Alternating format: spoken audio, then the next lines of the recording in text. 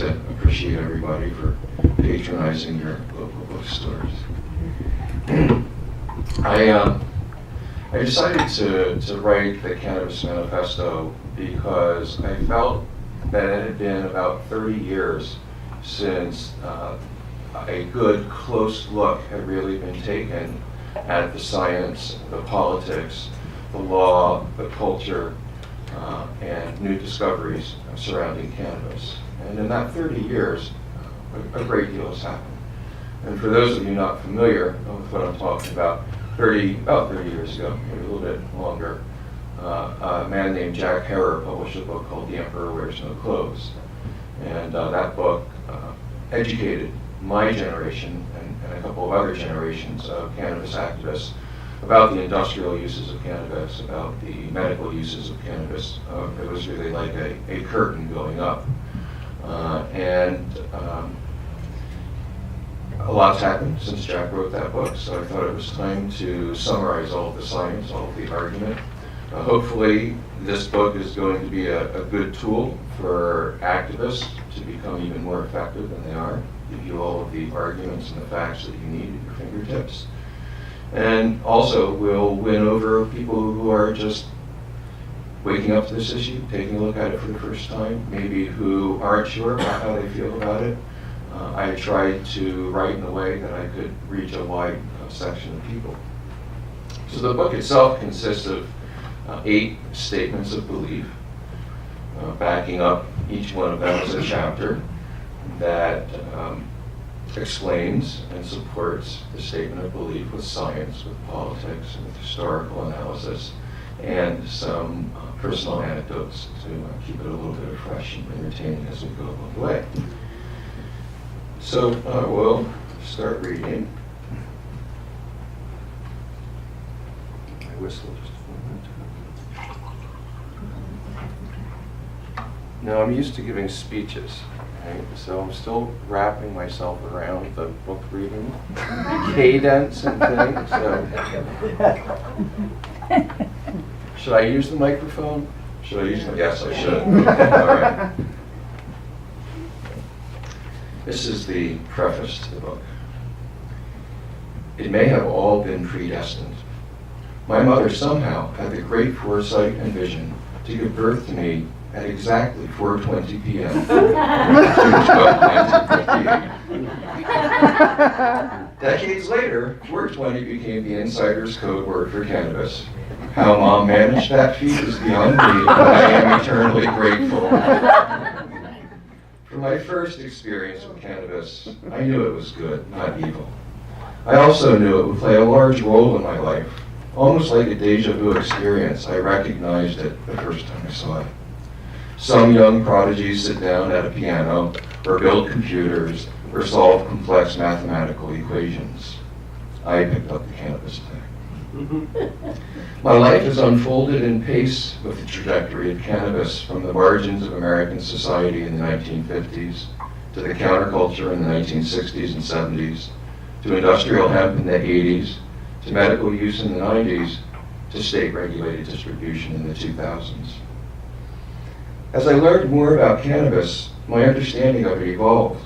Before encountering the plant, I had viewed cannabis as an intoxicant, because that was the only way it had been described to me. My own first consumption revealed a deeper significance. The cannabis could enhance my spiritual awareness and personal introspection. I discovered that cannabis helped me sleep and added to my enjoyment of music, food, and sex. Then I found out the plant that some call marijuana is an eco-friendly source of food, fiber, fuel, fabric, paper, and thousands of other products. Later still, I learned about its palliative properties, the power to make ill people feel better. And then I discovered the preventative and curative properties of cannabis. Its ability to control seizures, lift depression and anxiety, shrink cancer tumors, and prevent Alzheimer's. I fell in love with the plant. I couldn't stand the idea of its value being overlooked or people being persecuted because they recognize that value. Cannabis isn't a harm that should be prohibited or grudgingly tolerated. It is a benefit that should be promoted. I still feel that way today. That's why I wrote this book.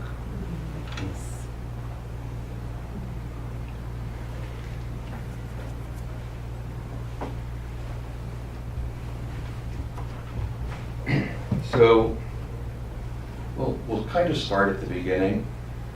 And the history of cannabis goes back well beyond recorded human history. Some of the earliest archaeological artifacts that have been recovered show that human beings have been using cannabis for industrial, to make things, and for medicinal purposes for literally millennia. So I could have started the story in a lot of places. You'll hear where I started. This is the beginning of chapter 2. Cannabis should never have been made illegal. Cannabis should never have been made illegal in the first place. The first laws banning its use in the United States were motivated by prejudice and politics, and expanded by a big government campaign of deliberate deception that goes on to this day. But the truth can't be hidden forever. Today, a mountain of undeniable evidence demonstrates that the harms of keeping cannabis illegal far outweigh any conceivable benefits. And the time has come to end a long, dark age that will one day be remembered as a bizarre aberration. Prohibition has never been about the inherent properties of the plant. It's always been about the people using it. Cheaply and easily grown in almost any environment, useful for food, fuel, fiber, and medicine, cannabis has been a friend to the poor and dispossessed in a wide range of societies and cultures.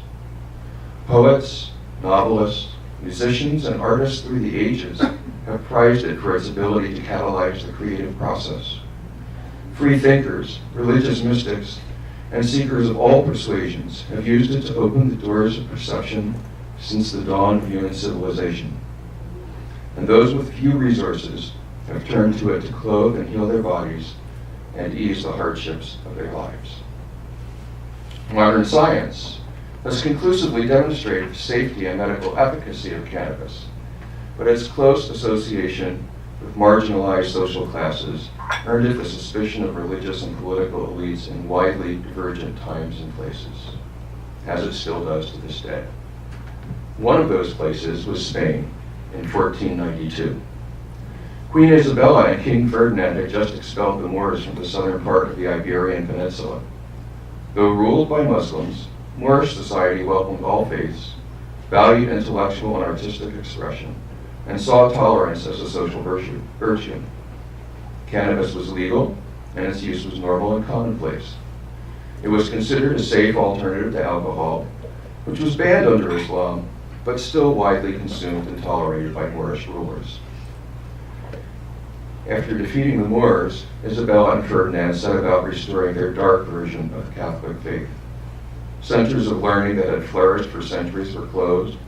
Books were burned in public spectacles. Jews, gypsies, and others who refused to convert to Catholicism were expelled from the country. Heretics were tortured to death, and cannabis consumption was prohibited, along with anything else that smelled vaguely Islamic. The Spanish Inquisition had begun, with all the ugliness characteristic of all intolerance.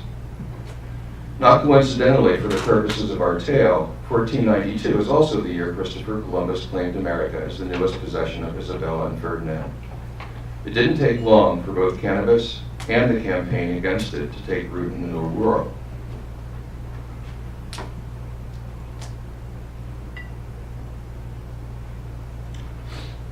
Cannabis was brought to the New World by Columbus, and the plant was first cultivated here by Spanish conquistadors, not long after their victory over the Aztec Empire.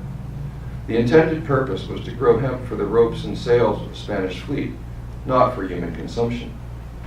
Colonial records show that the conquistadors' attempts to grow hemp in the tropics of the New World largely failed, and they probably weren't even aware of the other uses of cannabis. But Mexico's expert doctors, or curanderos, didn't have a problem making the leap. Plants were their main source of medicine, so the curanderos quite naturally investigated cannabis upon encountering it. When they found it efficacious for a wide range of ailments, the indigenous healers incorporated it into their practice and began to sell it openly in the marketplaces. They called it, and I love this, they called it pit pills and zintlies, or the most noble princes. Pretty cool. The curanderos believed that each medicinal plant is associated with a unique divine spirit, a belief that put them on a collision course with the Spanish church well before their adoption of cannabis. In the view of priests determined to convert the Indios, the curanderos preserved the memory of old gods and slowed the spread of Catholicism. It wasn't until the 1770s that native use of the pipils and zintlis caught the attention of the Spanish. Almost immediately, rumors were spread that it facilitated visions, madness, and communion with the devil. Colonial authorities responded with prohibitionist edicts, and pipils and zintlis disappeared from the public marketplace.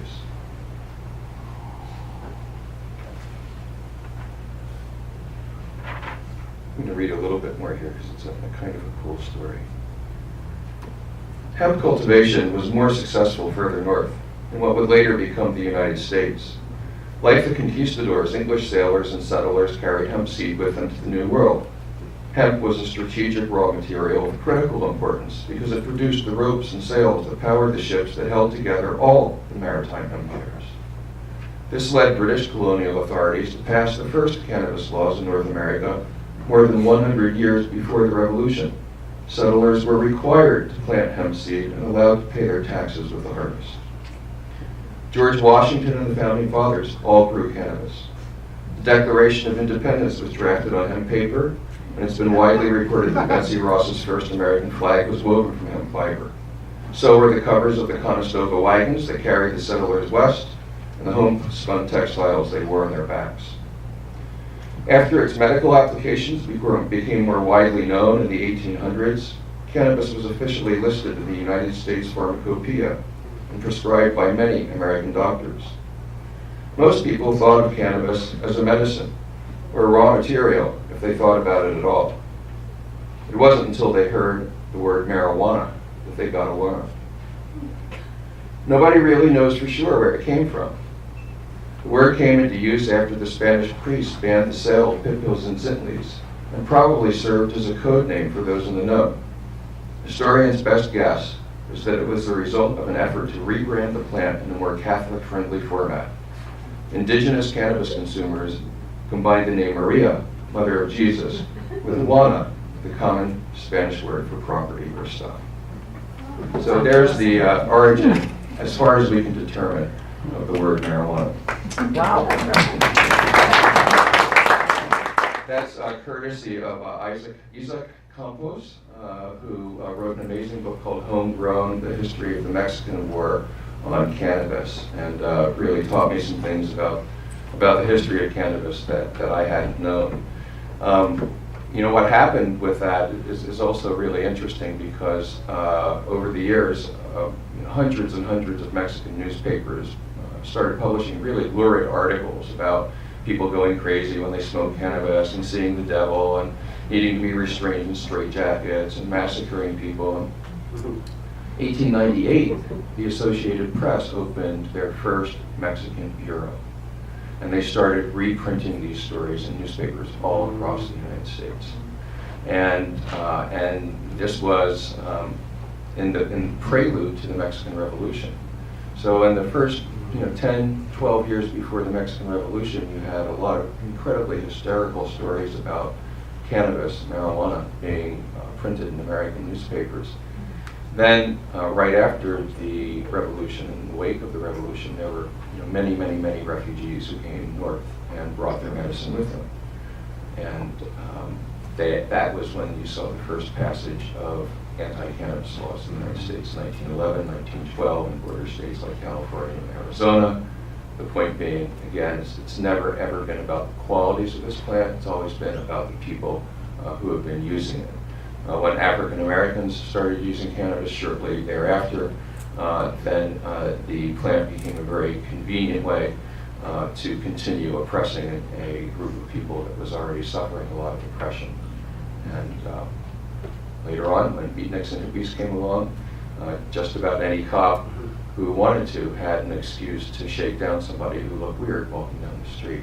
So this is a pattern that we see, and of course it's most evidently reflected in the incredible racial disparity in cannabis arrests that we see today, where nationwide African Americans are arrested at a rate 4 times that white people are, while their consumption of cannabis is certainly no greater than white people, and maybe less statistically.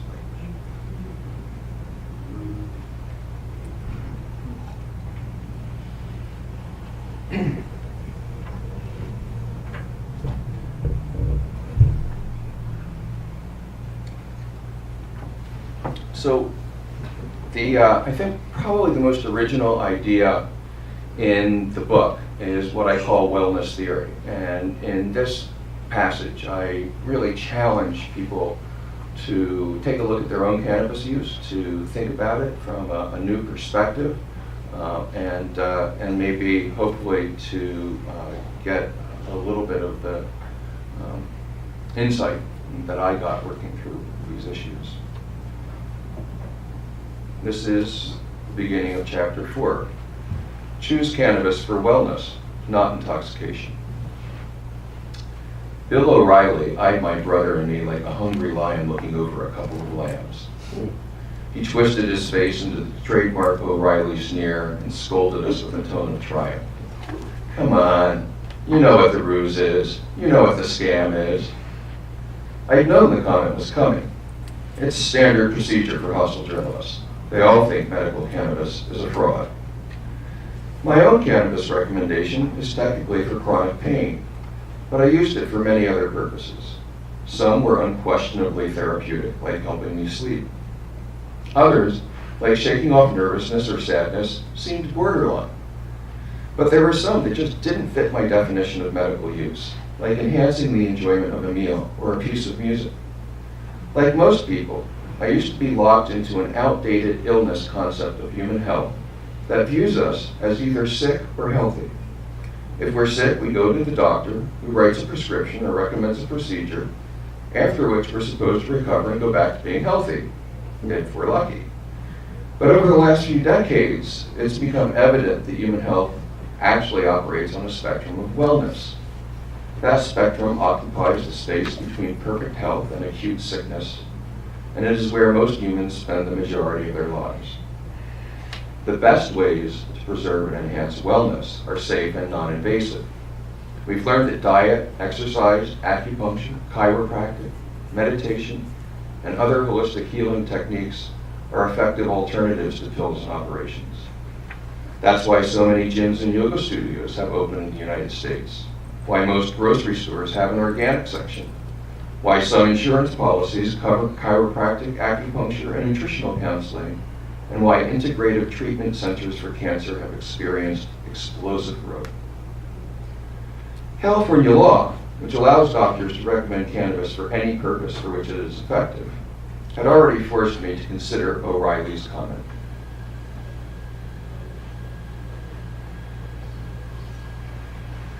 Over the years, many patients confided in me that they appreciated the protection of the law, but didn't really consider themselves sick or injured. Non-patients also frequently approached me with comments like, you know, Steve, I totally support everything you're doing to help patients. I believe in medical cannabis, and I smoke weed myself, but I'm not sick. I just like to get high. So I would respond by asking for details. When and why do you use cannabis? What specific benefits does it provide? How has cannabis made your life different? A composite of the answers I received would run something like this. Without cannabis, I'd get home feeling irritated from a long day at work, a hassle with a boss or a coworker, a hot rush hour commute, whatever. My back might be aching, and I wouldn't feel like playing with my kids or talking to my wife. I'd often have a sour stomach and not much appetite. Dinner wasn't very appealing and sometimes gave me heartburn or indigestion. After dozing off in front of the TV, I'd wake up and sometimes not be able to go back to sleep. In the morning, I could be tired and not feel like going to work or doing much of anything. With cannabis, everything's different. I'm happy to see my family, and I have as much fun playing with my kids as they do. I forget about my aching back, and reuniting with my wife is a pleasure, not a chore. Dinner smells and tastes great, and I never have a problem with digestion. After dinner, the wife and I put the kids to bed, and then we have some extra special intimate time together. I curl up next to her, sleep soundly till morning, and wake up refreshed and ready for the new day. Cannabis makes my life a lot better, but I'm not sick and I wouldn't die or end up in the hospital without it. I'm not a patient. I just like cannabis. Over time, I realized that the same description of symptoms presented to the average MD would probably result in a diagnosis of anxiety, insomnia, depression, arthritis, low libido, erectile dysfunction, and acid reflux. Every night, a parade of ads promoting a variety of pharmaceuticals for exactly these conditions marches out of our TV sets, and most of them have a list of side effects like something out of a Stephen King novel. For most people, cannabis is a better alternative. Its power to preserve and restore homeostasis throughout the brain and body makes cannabis effective for almost every condition advertised on TV. And its side effects are mild and transitory. It also has a wide range of more unique benefits that are frequently overlooked or mistakenly characterized as getting high. These include its ability to extend patience and promote self-examination, to awaken a sense of wonder and playfulness, and openness to spiritual experience, to enhance the flavor of a meal, the sound of music, or the sensitivity of a lover's touch, to open the mind and inspire creativity, to bring poetry to language and spontaneity to a performer, to catalyze laughter, facilitate friendship, and bridge human differences. When I first shared this interpretation with my father, he gave me his "don't BS me" look. Dad was already using cannabis for pain and insomnia, so he didn't outright challenge me. But I could tell I'd strayed too far into New Age woo-woo territory for his comfort. So on our next visit, I was pleasantly surprised to hear that my father had noticed an increased desire to write his memoirs, to do something creative, after his evening dose of THC-rich tincture. And after his grief had subsided enough to date again, Dad very discreetly let me know that he'd also discovered its ability to enhance sensuality and intimacy. These are not the attributes of an intoxicant, which is defined by Merriam-Webster as a substance that can excite or stupefy to the point where physical and mental control is markedly diminished. They are the attributes of a wellness product that enhances and facilitates some of the most meaningful parts of the human experience.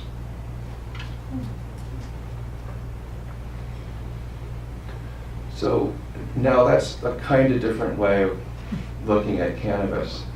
And I'm just going to pause here to see if anybody has any questions on that. Anybody like to push back against that idea? Explore that a little? Yes? Why do you think that cannabis seeds were found here in America? I mean, weren't the American Indians using that for their peace pipes ceremonies? No, they were using tobacco in their peace pipes in North America.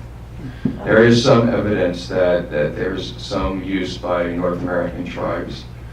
There's some evidence that the Tuscarora have grown hemp and woven with hemp, but it's scattered, and it appears, as far as we can tell, that most of that use happened after Europeans brought cannabis to what we call the New World.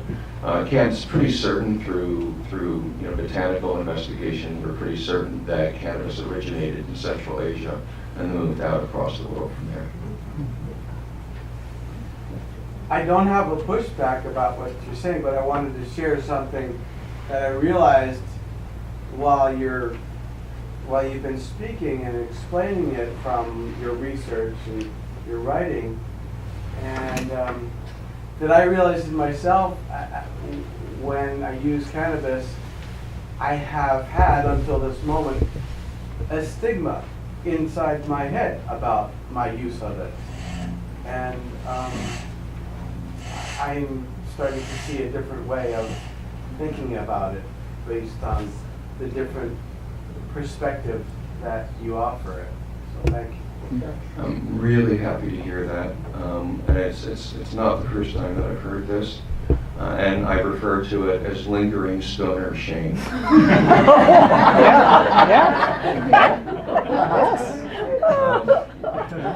generations and generations of Americans have been lied to by the very people that we should be able to trust the most. No wonder we're confused. No wonder even those of us who are familiar with the plant are confused. The stigma is very, very heavy. It penetrates a lot more deeply than any of us would really like to know, or at least more deeply than I would like to know. And so it's really wonderful to hear that. It's something that I didn't expect to hear when I wrote this, and it's been really wonderful to hear it, so thank you. Yes? I was just gonna talk about how I had the happy experience of having my own garden for a while. And it was kind of unusual circumstances, sort of, I guess, and maybe not so unusual, but at the time I wasn't smoking. You know, I went through periods, but so I had a different relationship with the plant. And it's very interesting when you're in a circle of these beings, because you talk about plant medicine and plant communication. Wow. I mean, I go there and I just be talking and having like a great time, getting a lot of wisdom and information from these characters. So Well, I'm saying there's another aspect and side to this. And as I say, I wouldn't have found that if I'd been smoking, because it would have maybe even that much more wisdom, but it just gave me a whole different thought about the plant, that it's really alive. And it's to be respected, and you have to really be cool around it. You can't look stupid, you know what I'm saying? Well, it's like the curanderos believed, right? That there is a divine spirit associated with every plant, and maybe they were onto something there, because one of the unexpected things that I've found out, both in some customer research that we've done at Harborside, and in the comments that I've been receiving in the wake of the book being published, and that is that a lot of people feel a very strong spiritual connection to this plant. A lot of people feel that it really opens them up to a different kind of contact, to a different kind of appreciation, to a different kind of perception. My very first experience with cannabis was looking backwards, I now recognize as my first spiritual experience. I was walking, I smoked a joint with some friends over at somebody's house whose parents weren't there, and I was walking back home through a park, and this was a park that I'd gone through like every day of my life. I never paid any attention to it. But on this day, as I was walking down the path, I started hearing the crunch of the leaves. And then I heard I could smell the smell coming up from them. And I felt the warmth of the sun filtering through the leaves that were up on the tree. And I could hear the gurgling of the brook. And I could feel the sweat coming out the back of my neck. And all of these things became connected for me. And I felt my connection with the rest of the web of life. I felt it. I felt it on a level that I'd never felt, perhaps 13 years old, right? So for those people who feel that, it's a pretty remarkable thing. I'll go a little bit out on the ledge here and share with you my own personal sort of cosmic belief about cannabis, which is that this is an incredibly powerful healing plant, both for the planet and for people. And I encountered people all over the world who have felt like they've been called by this plant, that she's calling them in some way. And I think that underneath it all, that we are connected. There is a web of life. The planet is alive. Gaia is a real concept, and she's calling us through this plant for the healing that we need for people on the planet. So I will. I don't lay that one on Dad. That's definitely too far out. All right, let's bring it back down to earth a little bit here.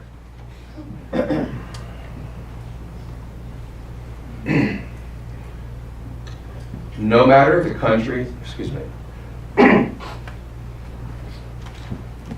no matter the country or its laws, religions, or current understanding about cannabis, access to the cannabis plant is a human right, like access to all healing botanicals.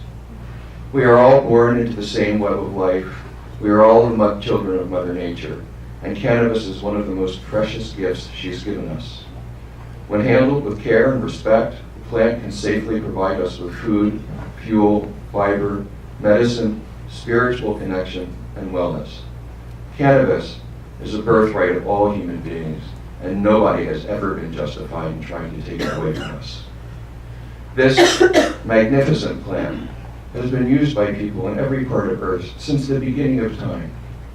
But over the millennia, a series of religious, political, and racial elites have tried their best to suppress its use and even eradicate cannabis entirely.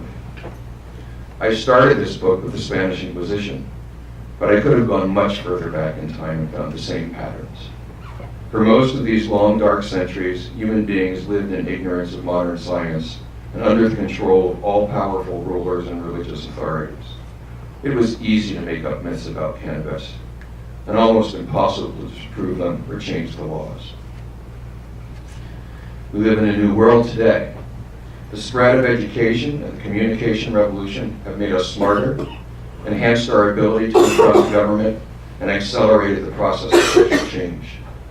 A global population with the ability to immediately access accurate and reliable information is less easily fooled and more able to take directed political action. The discovery of THC and the subsequent revelation of the endocannabinoid system have explained the chemical complexity of cannabis, and modern technology allows us to finally begin unlocking its full potential as a cure for some of the most serious diseases still plaguing humankind.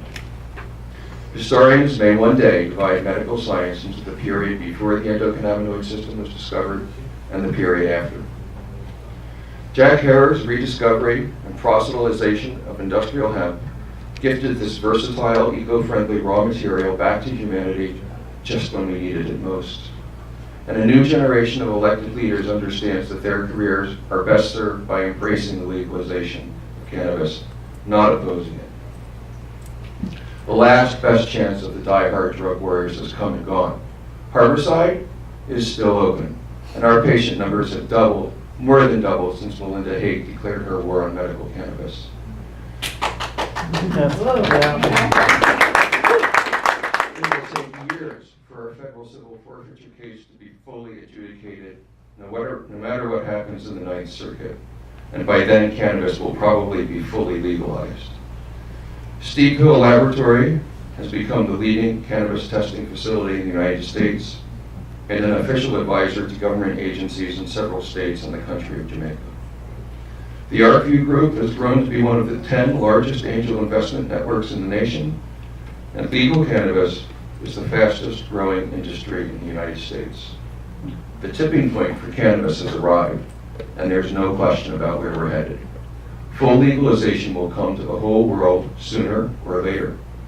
Hundreds of millions of people have directly experienced the benefits of the plant, and many of us have been inspired to dedicate our lives to changing the laws. Our memories are not short, our energy is not low, and our minds are not dimmed by ignorance or superstition. We will not rest, and we will not stop until the last cannabis prisoner is set free.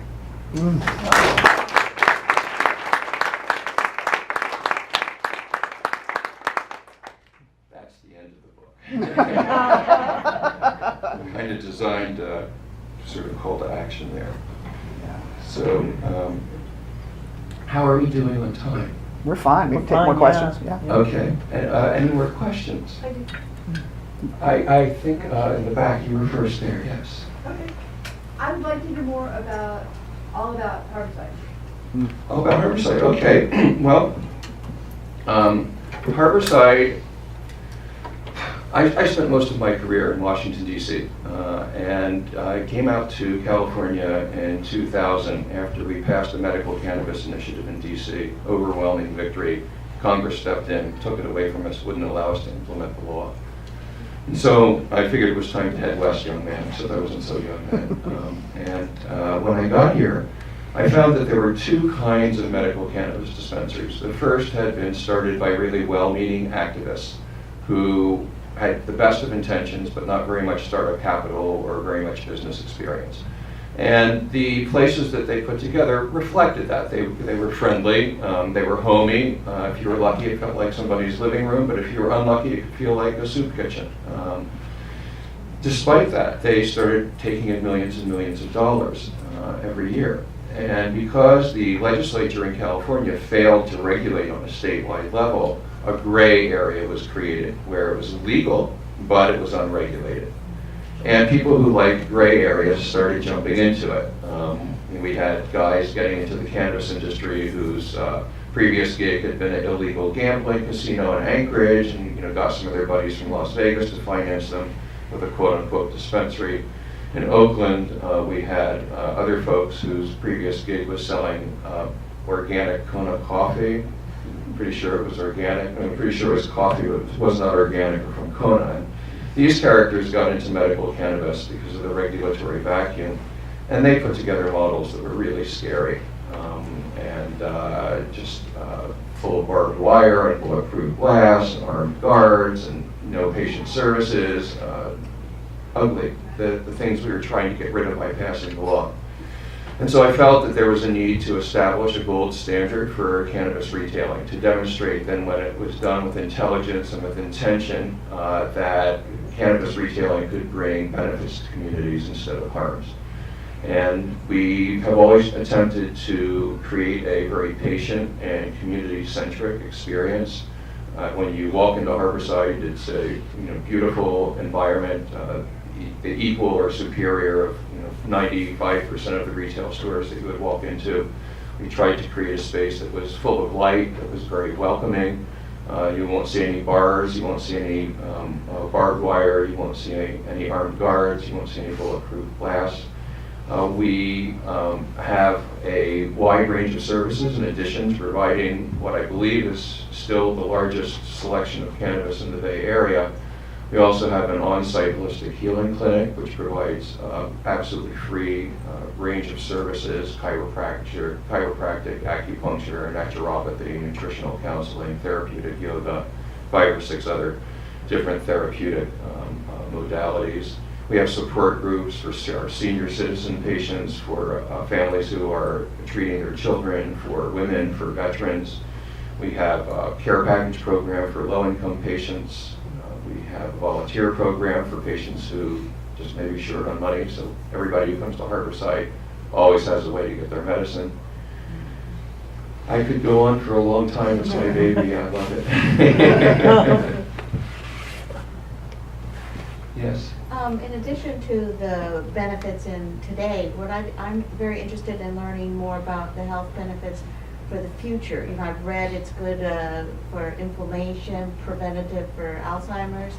There seems to be a lack of research or knowledge. Well, make sure that you read the book. Okay. And one of the things that I made sure to do in the book was really give a lot of different sites and facts and resources, and you can go online. All of those sites came from somewhere online, so if you go and you put them into a search engine, you'll be taken right to the document. And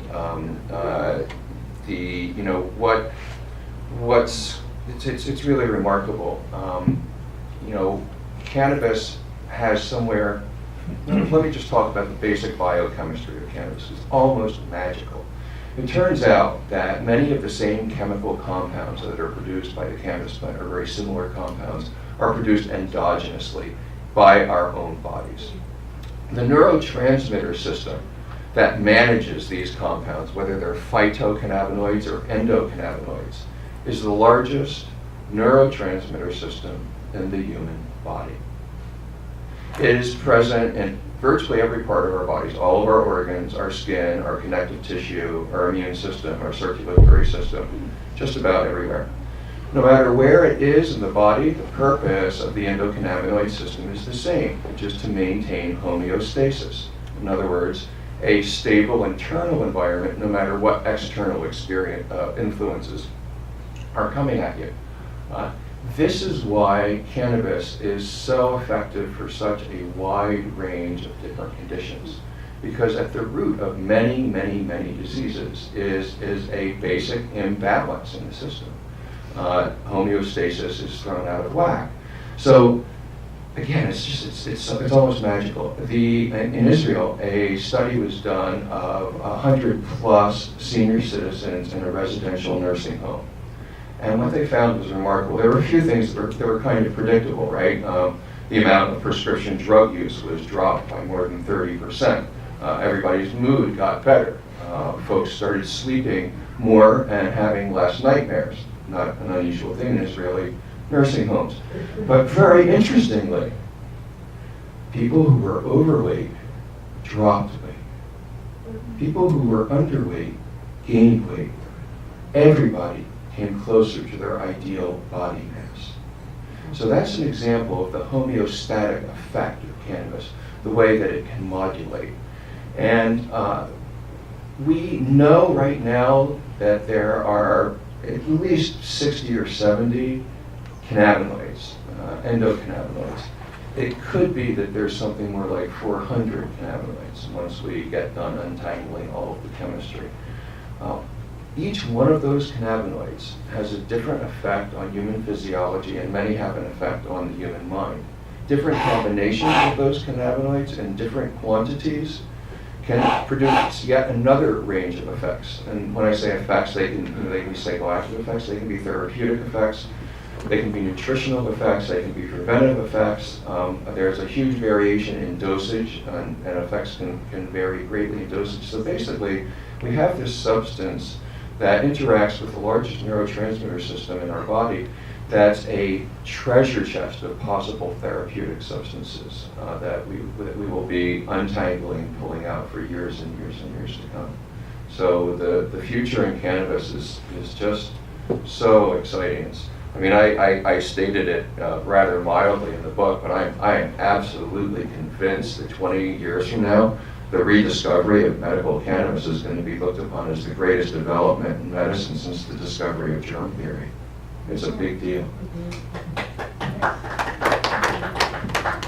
Have you done any work with the VA with respect to post-traumatic stress?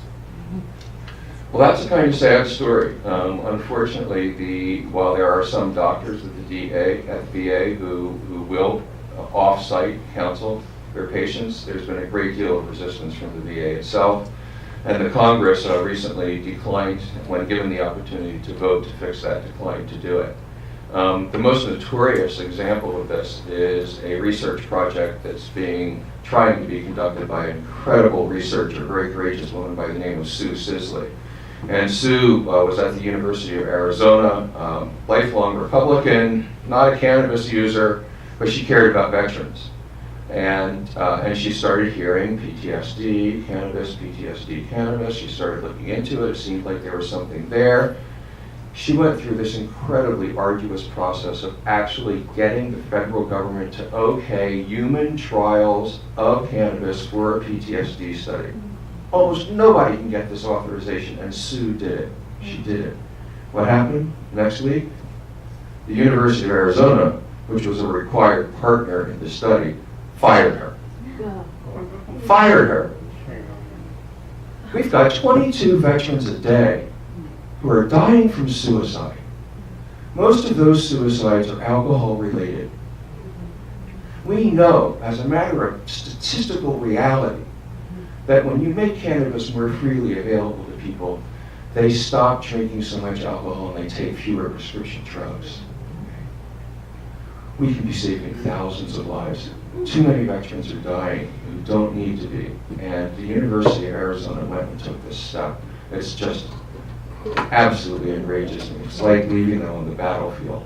It's like leaving them wounded on the battlefield. So for me, this is a moral test. It's a moral test for the country. We need to rise up and we need to stop this, and we need to make sure that we get the vets the help that they need, because I've seen it over and over and over again. I can't tell you how many vets that work for me, and I see what cannabis does for them on a daily, day in, day out basis. We know that this works. Any chance that you can expand into Marin County with Harborside? I mean, seriously, getting They to deliver. Oakland is They so, deliver. I mean, I know there's problems with the zoning, but I mean, that aside, because getting to Harborside is hard, and I do get delivery. And I do want to say I really appreciate the improvements on the website saying what the parentage is of some of the strains, because I go to Leafly trying to figure out which is best for my pain and everything else. And it helps a lot. And I don't know if you guys can, so this is kind of like my wish list, I guess I'm telling you. Okay, that's a good time to do that. Basically, you can, I don't know if you guys can work with Leafly to connect, because I always have to go from your site to Leafly, trying to figure it out. Not all of them are listed. I don't know which ones are best for pain and for which symptoms. I know it's a lot to put on your website, but I don't know if there's, even though it's the little part, like just putting what the parentage is. You know, that's actually a much bigger problem than you would expect to solve, and we are working on it. And you're right, it's really a serious problem. What I can tell you is that we hope within 6 months to have a new iteration of the website out that will incorporate some really exciting new features that should make that job a lot easier for you. We also just instituted a new program at Harborside called the Prana program. And you can contact us, make an appointment with a registered nurse, come in, and the nurse will work with you to enter your medical history into a medical database, which then will give us a detailed treatment plan. And the Prana line of products is really super high quality capsules and tinctures in multiple different very precise formulations. So people who are looking to really precisely dial in their cannabinoid profile, highly recommend checking out the Prana. And any chance that you'll expand into Marin? Yes, I'm exploring it. Marin is going to be an extremely competitive permitting environment. We were just awarded a permit in the city of San Leandro, I'm happy to say unanimously by the city council. Just prior to us being awarded that permit, one of the 15 other competitors that we had for that license delivered a legal letter to the city council and the city attorney saying that they should not give the permit to Harborside because yours truly was convicted of cannabis possession 15 years ago. and the federal government's been trying to close Harborside down. Yeah. And the IRS has given us a back tax bill based on ridiculous interpretations of the law. And therefore, because we've taken this leading role, we should get the license. So I would expect the same kind of thing to happen in Marin. And if you would like to see us here, you can actually see me afterwards. I'll give you a card and we can stay in touch because we will need some help from folks in Marin to make that happen. Yeah. Yes? Isn't the root of most of these problems the federal government Schedule 1? What is being done and how can cannabis be removed from Schedule 1? So all quote-unquote illegal drugs in the United States are scheduled. And the idea of the schedule, Schedule 1, 2, 3, 4, 5, is that the more dangerous a drug is, the less medical use it has, the higher a schedule it's in. So Congress, in its wisdom, has placed cannabis in Schedule 1 along with things like PCP and heroin. Actually, amphetamines and cocaine are Schedule 2. Go figure, yeah. The way that happened is actually quite interesting, and the story is in the book. So I'm not going to go into it right now. But cutting to the chase, cannabis never should have been put into Schedule 1. It was intended that Congress was going to revisit the issue. A presidential commission recommended not just that the scheduling of cannabis be reduced, but that it be removed from the schedule of controlled substances entirely, and that nonprofit transfer between adults be legalized. That was 1972. 1972. One question. The root of all of this, although it's sometimes framed as being moral and like we were talking about that shame factor and things like that, is truly economic. The reason you're being harassed is because there's so much big business in pharmaceuticals and medical. And when you opened your talk with talking about the life well lived, the many maladies or things that can be adjusted through marijuana use, and then all the pills and the treatments and the radiologists and the MRIs and the everything like that, it's just big business, huge business. down on the border of Mexico. So we're really up against a fierce economic fight. We are. Now that more and more people are waking up to the reality of what cannabis prohibition is about, we're seeing that the resistance to changing the laws is largely coming from organizations that have a vested economic interest in making sure that those laws don't change. A really great example of this was after Colorado and Washington passed their adult use initiatives, a group of, I think it was 12 or 14 former DEA administrators wrote a letter to the administration. It was an open letter. They publicized it and sent it to newspapers calling on the administration to file suit to block implementation of the Washington and Colorado laws. It's 14 former DEA administrators. It's like basically every DEA administrator that's ever been there publicly calling on the president to do this. Well, surprise, surprise, surprise. 4 of these guys run the company that's the largest provider of drug testing services to Fortune 500 companies. Shocking. Who would have thunk it, right? There's lots of examples. Yes? I just want to go back to your comment on Sioux Cicely. I'm the research director for MAPS, and we're sponsoring Sioux Cicely study. And that study is going to happen in veterans. And we're not doing it at the university, but we have a private site in Arizona and a second site at Johns Hopkins. And Colorado gave us $2 million to do that. So change is happening. After 50 years of smoking, I'm so glad I lived long enough to see the day that I can have one of your inhalers. It doesn't smell, I can do it in public. I mean, I can't tell you, 50 years of hiding. And I want to say, I've never been to Harborside, unfortunately, I want to go, but I have it delivered, and the people that deliver it are the very nice, capable people, and you can tell it is quality company they represent by their attitude. One little thought, probably in your book, in the old days, we all used to get paranoid. Is that something built into the drug, or is that the social environment and a combination of the both? I think it's a combination of a few things. Part of it is the stigma. Part of it is that it's an illegal substance. And so, when you carry the fear that you might be caught, when you carry that sense of stigma and shame into the experience, and then you get into a sensitized state, you can start feeling it in a really intense kind of way, and that can read as paranoia or fear or panic. I think part of it has to do with the varying different cannabinoid content in different types of cannabis. So one of the very interesting things that we find is there's right now the 2 dominant cannabinoids that you find in most of the cannabis that's on the market is THC and CBD. THC is strongly psychoactive. CBD is arguably non-psychoactive and tends to suppress or balance the psychoactivity of THC.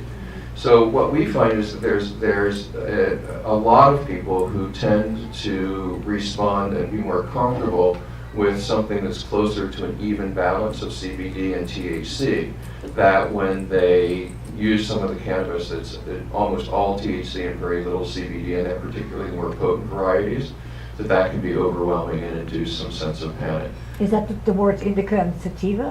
Is that No, that's it's not. Something else? It's not. So what you would want to do is you would want to look for something that has a high CBD content.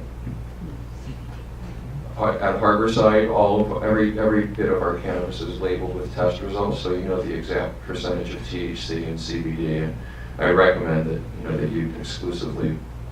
Are the oils as varied as the weed is? Yeah, we actually have pure CBD oils, we have pure THC oils, and then we have balances in between. Mm-hmm. So you can dial it in. Myself, I'm not much of a CBD guy. I'm more of a THC guy. It kind of flattens things for me. But there's a lot of people who, if they ingested anywhere close to the amount of THC I ingested, probably not get up and walk for a week. Steve, maybe just a couple more? Maybe just a I couple just more? want to add about her comment. I don't know if you're aware of the website Leafly, leafly.com, but it's amazing. And one of the things it'll say is if you're prone to paranoia, like this particular strain is not a good one for you. So that's, I mean, for anyone who's, if you haven't been to the leafly.com website, amazing. It tells you the medical benefits of the particular strains and everything else, but it'll mention whether or not it's prone to make people paranoid and whether or not you should avoid it. Or pain or whatever, yeah. All right, a couple more questions? Yes? Do you offer at Harborside a program or some kind of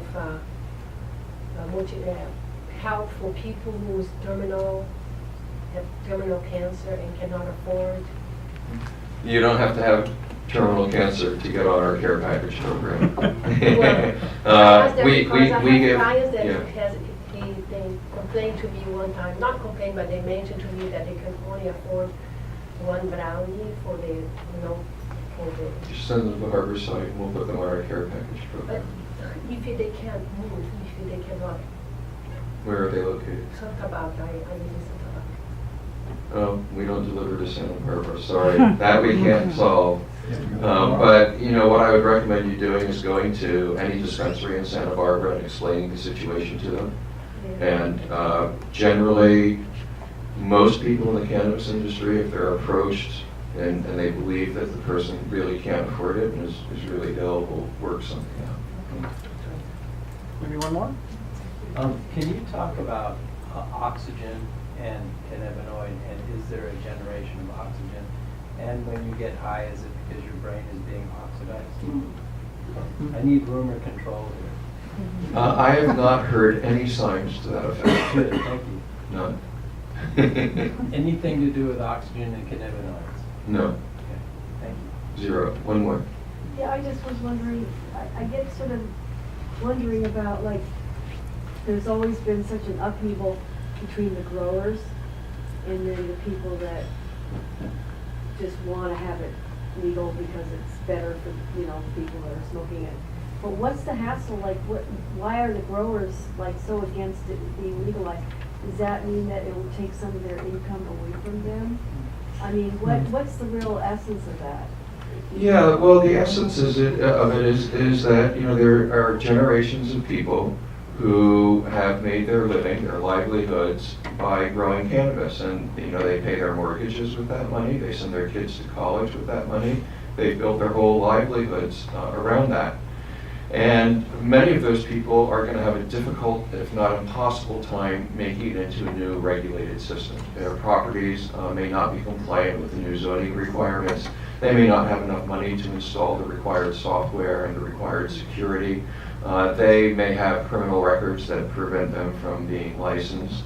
And so there's a great deal of anxiety in the grower community right now about what's going to happen to people's livelihoods and as we move to regulate. And unfortunately, the regulations that have been passed at the state level are going to, in my opinion, make it very difficult for a lot of these smaller growers to continue doing what they've been doing. Well, what about the felons like you? I mean, like, they're not going to allow felons to grow pot. What are you going to do? Well, I mean, is that... I fall into like a little bit of a special category. What we were able to get the legislature to do at the last minute was change the wording of the felony provision from shall not give licenses to may not give licenses to felons. But the only way that can happen is if you go through a special commission and they do a special investigation and they go through a whole bunch of hassle and spend a bunch of money. And they will do it for a white guy who's in the public eye.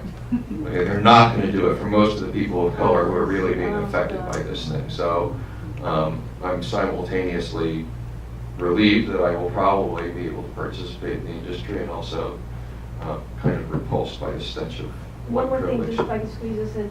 Is it true that, like, companies like Philip Morris and other tobacco companies have already land slated for the growing of marijuana? That's what I heard, that they've already bought acres and acres and acres so they can start producing it when it gets legal.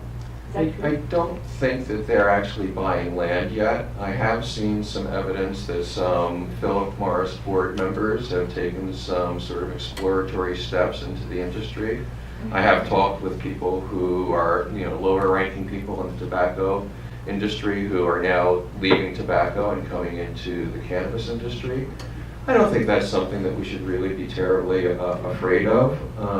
You know, if we can get pharmaceutical companies and alcohol beverage manufacturers and tobacco companies to take their technology and their distribution networks and start promoting healthy cannabis instead, that's not the end of the world. That's pretty good. You know, nothing's mainstream in this country until it's in the mainstream of commerce. And while I, feel it's very important that we honor the heritage of this plant and that we make sure that the smaller growers and that some of the legacy cannabis pioneers have a place in the new industry, I also think it's really important that our free enterprise system be allowed to work the magic of cannabis that it works with everything else.